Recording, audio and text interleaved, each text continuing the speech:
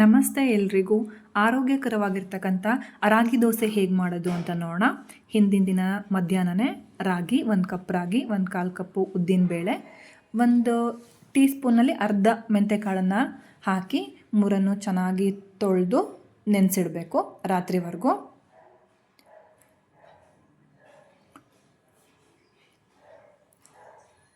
ಇದನ್ನು ಚೆನ್ನಾಗಿ ತೊಳೆದು ನೆನೆಸಿಟ್ಟ ಮೇಲೆ ಇದ್ರ ಜೊತೆಗೆ ಒಂದು ಅರ್ಧ ಬೌಲಷ್ಟು ಅವಲಕ್ಕಿಯನ್ನು ಸಹ ನಾನು ನೆನೆಸಿಡ್ತಾ ಇದ್ದೀನಿ ಇದ್ರ ಜೊತೆಗೆ ರುಬ್ಬೋದಕ್ಕೆ.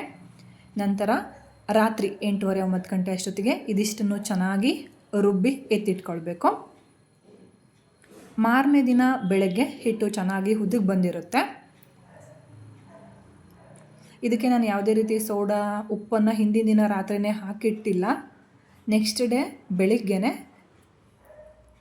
ಇದನ್ನು ಚೆನ್ನಾಗಿ ಮಿಕ್ಸ್ ಮಾಡಿಕೊಂಡು ಇದಕ್ಕೆ ಇವಾಗ ಉಪ್ಪನ್ನು ಆ್ಯಡ್ ಮಾಡ್ಕೊಳ್ತಾ ಇದ್ದೀನಿ. ಉಪ್ಪನ್ನು ಸೇರಿಸ್ಕೊಂಡು ಹಂಚನ್ನು ಕಾಯೋದಕ್ಕೆ ಇಟ್ಟು ಬಿಸಿ ಬಿಸಿಯಾಗಿ ದೋಸೆಯನ್ನು ಹಂಚಿಗೆ ಹಾಕ್ಕೊಳ್ಬೇಕು ಮೊದಲು.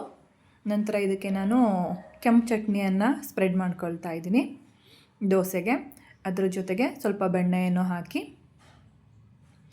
ಚೆನ್ನಾಗಿ ಗರಿಯಾಗಿ ಕ್ರಿಸ್ಪಿಯಾಗಿ ಬರೋ ಥರ ಬೇಯಿಸ್ಕೊಳ್ತಾ ಇದ್ದೀನಿ. ರಾಗಿ ದೋಸೆ ಸ್ಮೂತಾಗಿ ಬರುತ್ತೇನೋ ಅಂತ ಅಂದ್ಕೊಂಬಿಡ್ರಿ. ತುಂಬ ಕ್ರಿಸ್ಪಿಯಾಗಿ ಚೆನ್ನಾಗಿ ಬರುತ್ತೆ, ಟೇಸ್ಟು ಕೂಡ ಚೆನ್ನಾಗಿರುತ್ತೆ, ಆರೋಗ್ಯಕ್ಕೂ ಕೂಡ ತುಂಬ ಒಳ್ಳೆಯದಾಗಿರ್ತಕ್ಕಂಥದ್ದು.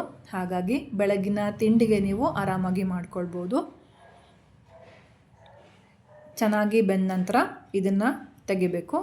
ಯಾವುದೇ ಚಟ್ನಿ ಪಲ್ಯ ಜೊತೆಗೆ ನೀವು ತಿನ್ಬಹುದಾಗಿದೆ.